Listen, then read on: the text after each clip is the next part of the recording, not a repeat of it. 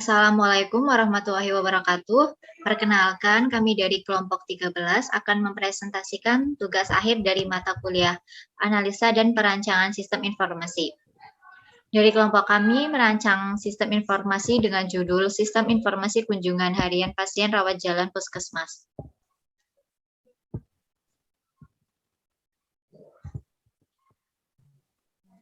Untuk nama anggota dari kelompok 13, yang pertama ada Ageng Kusumawardani dengan NIM D22 2020 03163. Yang kedua ada Sri Rahma Hidayati dengan NIM D22 2020 03164. Dan yang ketiga ada Zainab Roto Ayunina dengan NIM D22 2020 03169. Yang pertama ada bisnis proses kunjungan harian pasien rawat jalan di puskesmas. Pertama-tama, pasien datang mengambil nomor antrian, kemudian pasien dipanggil oleh petugas pendaftaran sesuai dengan nomor urut pasien.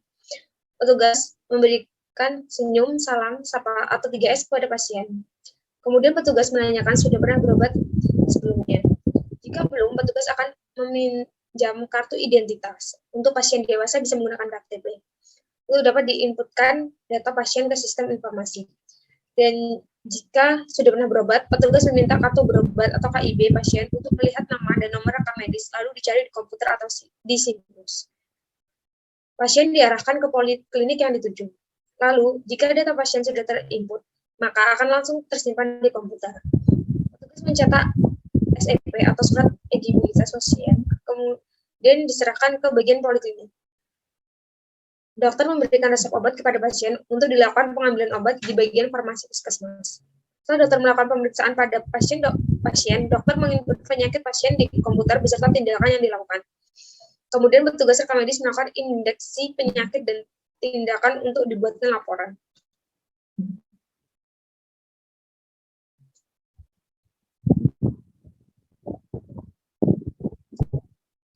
Kemudian ada flow of dokumen. Pertama-tama pasien mendaftar, kemudian petugas akan menanyakan pernah berobat sebelumnya. Jika belum, maka petugas akan membuat RM baru dan KIB baru, kemudian KIB dicetak dan diserahkan ke pasien dan diberitahu bahwa jika akan berobat kembali, harap dibawa KIB-nya. Jika sudah pernah berobat, petugas akan meminta KIB atau bisa BPJS jika menggunakan BPJS, kemudian akan melakukan register. Kemudian di bagian staf rekam medis, dari register akan dicari rekam medis, kemudian akan dicek lengkap atau tidaknya berkas rekam medis pasien. Jika tidak lengkap, maka dialihkan ke bagian pendaftaran. Jika lengkap, maka akan langsung ke pencatatan kunjungan harian. Kemudian di bagian poliklinik, jika sudah terregister, maka rekam medis akan dilakukan pengisian jika sudah dilakukan pemeriksaan oleh dokter. Dokter akan melakukan penginputan penyakit dan resep obat. Kemudian bagian poliklinik akan mengembalikan berkas rekam medis ke bagian staf rekam medis. Kemudian akan dilakukan rekapitulasi kunjungan harian. Kemudian akan berbentuk laporan kunjungan pasien. Kemudian laporan kunjungan pasien akan diserahkan ke kepala puskesmas dan dimintai tanda tangan.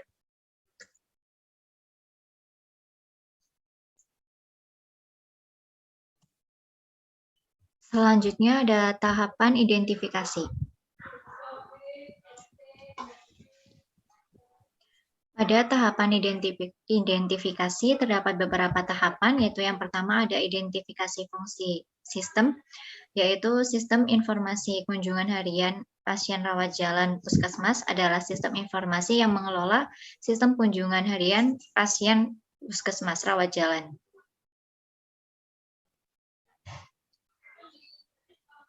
Kemudian yang kedua ada identifikasi informasi. Yang pertama ada kartu identitas berobat, yang kedua ada laporan pendapatan, yang ketiga ada laporan kunjungan. Kemudian yang ketiga ada identifikasi data. Yang pertama data pasien, yang kedua data pendaftaran, yang ketiga data pemeriksaan, yang keempat data obat, yang kelima data hasil pemeriksaan, yang keenam data tarif pemeriksaan, yang ketujuh data tarif penggunaan obat. Kemudian selanjutnya yang keempat ada identifikasi tujuan informasi. Kartu identitas berobat ditujukan untuk pasien, laporan pendapatan ditunjukkan direktur, laporan kunjungan pasien ditunjukkan direktur. Yang kelima ada identifikasi sumber data. Data pasien bersumber pasien, data pendaftaran sumber data pendaftaran, petugas pendaftaran, data pemeriksaan sumber datanya dokter, data kunjungan pasien bersumber data direktur. Yang keenam ada identitas pelaku. Yang pertama pasien, yang kedua petugas pendaftaran, yang ketiga dokter, yang keempat direktur. Kemudian selanjutnya ada identifikasi proses. Pertama, pendaftaran pasien, yaitu input data pasien, pengecekan data pasien, mencetak kartu identitas berobat bagi pasien baru. Kemudian pemeriksaan pasien, yaitu pertama input hasil pemeriksaan dan obat, dan yang kedua pemberian resep obat. Yang ketiga administrasi pasien, yaitu perhitungan biaya, pembayaran, dan pengambilan obat. Yang keempat ada pelaporan, pembuatan laporan kunjungan.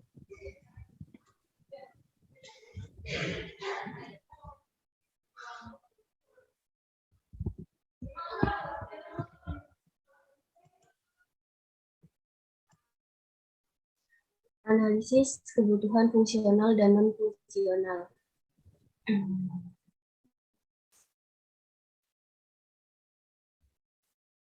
Kebutuhan fungsional adalah kebutuhan yang berisi proses-proses apa saja atau layanan yang nantinya harus disediakan oleh sistem. Sedangkan kebutuhan non-fungsional adalah kebutuhan yang menitik beratkan pada properti perilaku yang dimiliki oleh sistem. Pertama, kebutuhan fungsional. Sistem mampu melakukan atau digunakan untuk pengolahan data pasien. Yang pertama, penggunaan menginput data-data pasien meliputi nomor rekam medis, nama pasien, umur, tempat tanggal lahir, jenis kelamin, alamat, dan lain-lain. Kedua, pengguna dapat melihat pasien tersebut baru atau pasien lama. Ketiga, dapat menginput cara membayar pasien. Yang keempat, pengguna dapat melakukan pengeditan data pasien bila ada kekeliruan.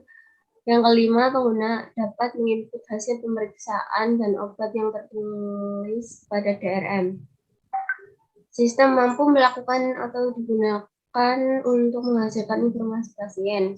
Pertama, pengguna dapat menampilkan kembali data identitas pasien bila dibutuhkan, meliputi nomor rekam medis, nama pasien, tanggal lahir, dan alamat. Yang kedua, pengguna dapat mencetak KIP. Yang ketiga, pengguna dapat menampilkan laporan kunjungan pasien. Kebutuhan non-fungsional. Pertama, operasional, yaitu menggunakan Windows Exchange Server 2010. Yang kedua, spesifikasi komputer minimal Pentium 2. Yang ketiga, kebutuhan RAM 256 GB.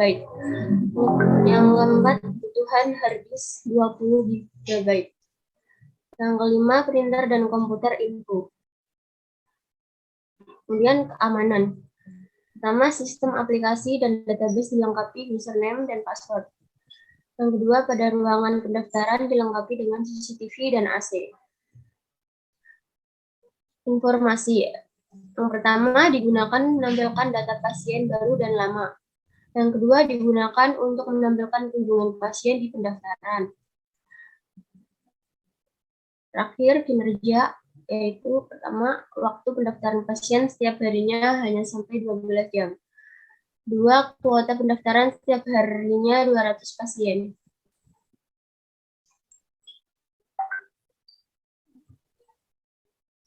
Kemudian ada DFD, konteks diagram, decomposition diagram, dan DFD level. Konteks diagram. Pada sistem informasi kunjungan harian pasien memiliki 5 hubungan. Yang pertama, hubungan dengan petugas pendaftaran. Petugas pendaftaran terhubung dengan sistem informasi kunjungan harian pasien melalui berkas rekam medis. Kemudian pasien terhubung dengan sistem melalui hasil pemeriksaan. Kemudian sistem informasi hubungan dengan petugas rekam medis melalui pasien, rekam medis, dan laporan kunjungan. Dan sebaliknya petugas rekam medis berhubungan dengan sistem, yaitu melalui rekam medis yang dikembalikan. Kemudian dokter berhubungan dengan sistem melalui data hasil pemeriksaan, dan sistem berhubungan dengan kepala puskesmas melalui laporan kunjungan. Kemudian ada decomposition diagram, sistem informasi kunjungan harian pasien mempunyai 4 decomposition diagram, yaitu pertama ada pendaftaran pasien, pemeriksaan pasien, administrasi pasien, dan laporan. Pada pendaftaran pasien yang terdiri dari input data pasien, pengecekan data pasien, dan cetak KIB. Pemeriksaan pasien terdiri dari input hasil pemeriksaan dan obat, pemberian resep obat. Administrasi pasien itu ada perhitungan biaya, pembayaran, dan pengambilan obat, dan untuk laporan ada pembuatan laporan kunjungan. Berikutnya ada DFD level 0, sistem kunjungan harian pasien, yaitu ada admin yang meliputi petugas pendaftaran, dokter, dan petugas RM akan melakukan login dan menjadi data user yang kemudian akan masuk ke bagian data laporan. Kemudian admin dari petugas pendaftaran akan melakukan inputan kepada data pasien dan akan masuk ke bagian data laporan, dan kemudian admin petugas pendaftaran juga akan melakukan pengecekan data kunjungan, kemudian akan masuk ke bagian data laporan, kemudian data laporan akan diserahkan kepada atau akan dilanjutkan kepada kepala puskesmas. Kemudian ada DFD level 1 proses 1.0, yaitu ada pendaftaran pasien. Yang pertama admin atau bagian petugas pendaftaran akan menginput username dan password dari petugas, kemudian membentuk data user. Kemudian DFD level 1 proses 2.0, yaitu pada bagian pendaftaran pasien, yaitu petugas pendaftaran akan melakukan input data pasien, kemudian ubah data pasien jika ada yang diubah, jika alamatnya berganti atau nomor telepon berganti, dan lain-lain. Kemudian hapus data pasien jika ada yang salah dalam melakukan pengetikan dan sebagainya. Kemudian jika sudah terisi, maka akan melakukan penyimpanan. Kemudian ada cari data pasien jika pasien sudah pernah berobat, dan akan membentuk data pasien, dan kemudian akan membentuk output data pasien. DFD level 1 proses 3.0 pemeriksaan pasien, yaitu admin, yaitu dari dokter yang melakukan input username dan input password hingga membentuk data dokter. Kemudian dokter akan menginput hasil pemeriksaan dan obat dan pemberian resep obat kepada pasien. Kemudian ada DFD level 1 proses 5.0 atau hasil dari hasil pemeriksaan dan resep obat yang diberikan dokter, kemudian akan diperhitungkan biaya dan dilakukan pembayaran dan pengambilan obat yang dilakukan oleh pasien bagian farmasi. Kemudian DFD level 1 proses 6.0, yaitu bagian pelaporan. Petugas rekam medis akan username dan passwordnya akan membentuk data petugas rekam medis. Kemudian DFD level 1 proses 7.0 pelaporan, yaitu petugas rekam medis akan melakukan input data kunjungan, ubah data kunjungan jika ada yang diubah, jika ada kesalahan, kemudian akan hapus data kunjungan jika ada kesalahan, kemudian akan disimpan data kunjungannya jika sudah, kemudian akan dicari data kunjungan harian, per bulan, atau sesuai kategori, kemudian akan membentuk output data kunjungan. Kemudian DFD level 1 proses 8.0 atau laporan kunjungan. Kunjungan harian pasien akan dicetak laporannya kunjungan harian oleh petugas rekam medis dan kepala puskesmas untuk ditandatangani, dan kemudian adalah cetak laporan SP2 TP LB4 akan dicetak oleh kepala puskesmas dan petugas rekam medis untuk membentuk output.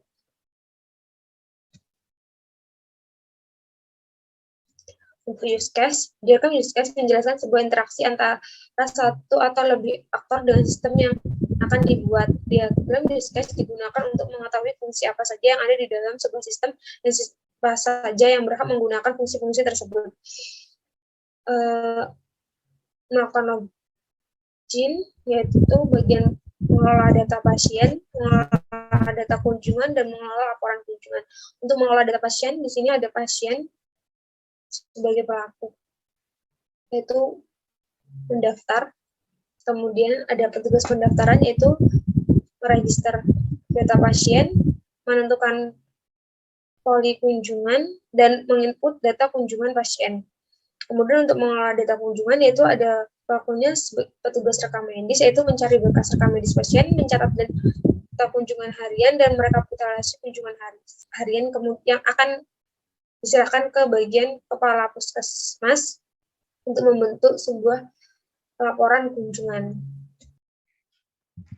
Selanjutnya yaitu desain interface. Ada desain interface yang pertama yaitu desain login. Di sini petugas pendaftaran, dokter, dan petugas rekam medis melakukan login dengan username dan password.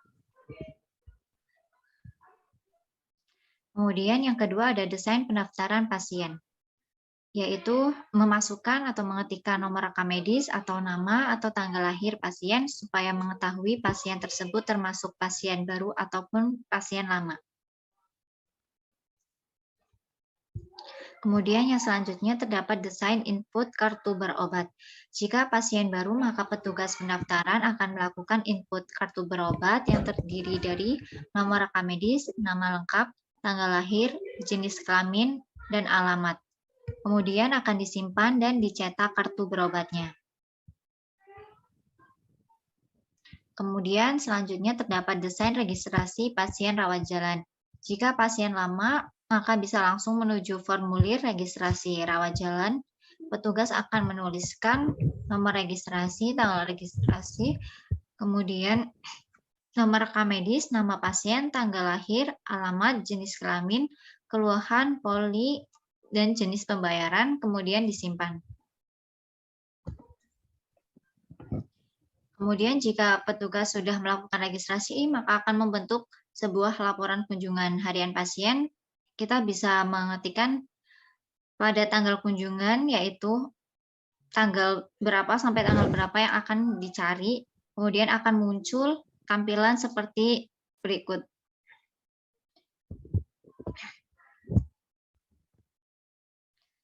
Kemudian terdapat desain laporan per kategori.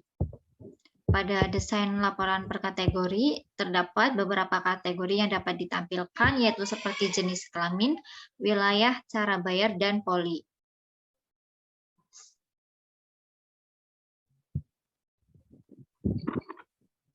Desain basis data, ERD, dan struktur tabel.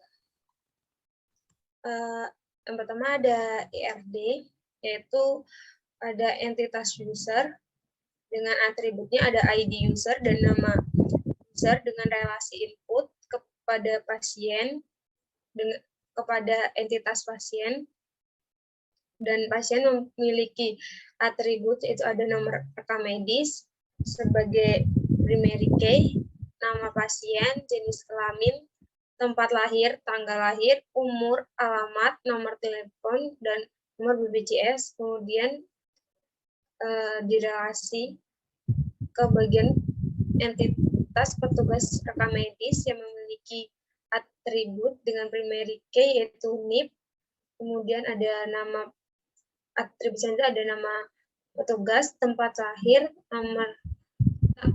tanggal lahir, nomor telepon, dan alamat, kemudian relasi input ke bagian entitas kunjungan harian yang memiliki atribut nomor antrian dan nomor registrasi sebagai primary key, kemudian nomor rekam medis, jenis kelamin, umur, alamat, cara bayar, poli, dan petugas.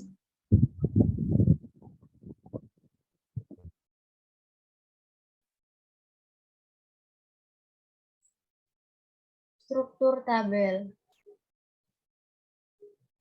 Tabel user. 1. ID user, tipe integer. 2. Nama user, tipe varchar. Tabel pasien. 1. Nomor RM, tipe integer. 2. Nama pasien, tipe varchar. 3. Jenis kelamin, tipe varchar. 4. Tempat lahir, tipe det. 5. Tanggal lahir, tipe det. 6. Umur, tipe integer. 7. Alamat, tipe varchar. 8. Nomor telepon, tipe integer. 9. Nomor BPJS, tipe integer. Tabel petugas RM.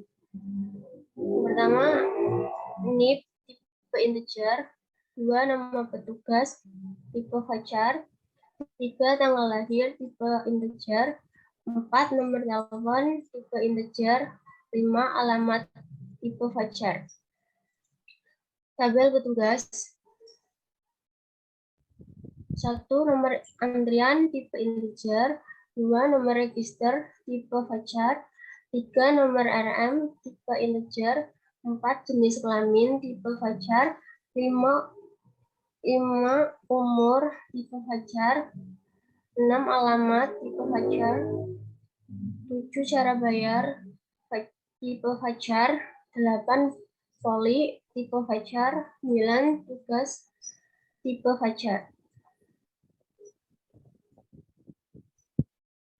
Kamus data user.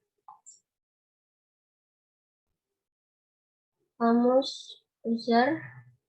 Nama arus data user alias ID user, bentuk data dokumen cetak komputer. Arus data pasien, proses, penjelasan sebagai identitas pasien. Periode setiap kali pasien berobat. Struktur data header plus isi. Header puskesmas, isi ID user plus nama user.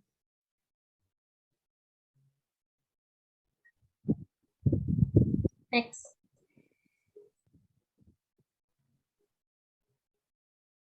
Kamus data pasien, nama arus data pasien, bentuk data dokumen cetak komputer, arus data proses pasien,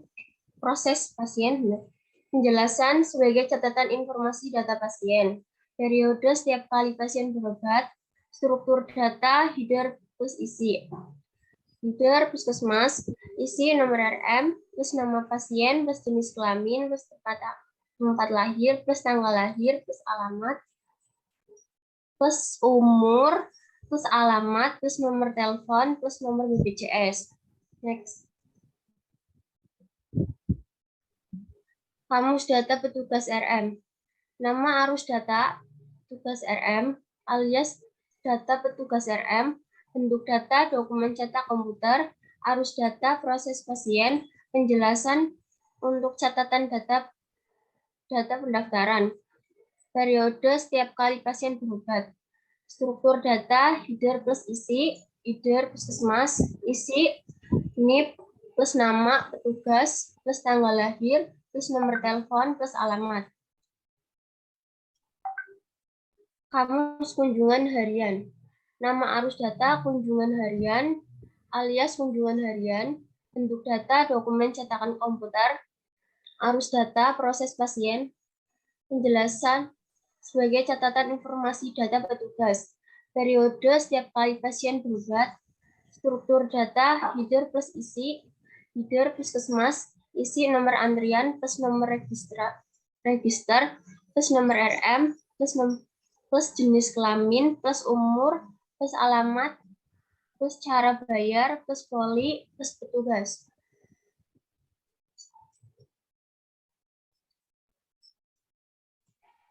Sekian, terima kasih. Wassalamualaikum warahmatullahi wabarakatuh.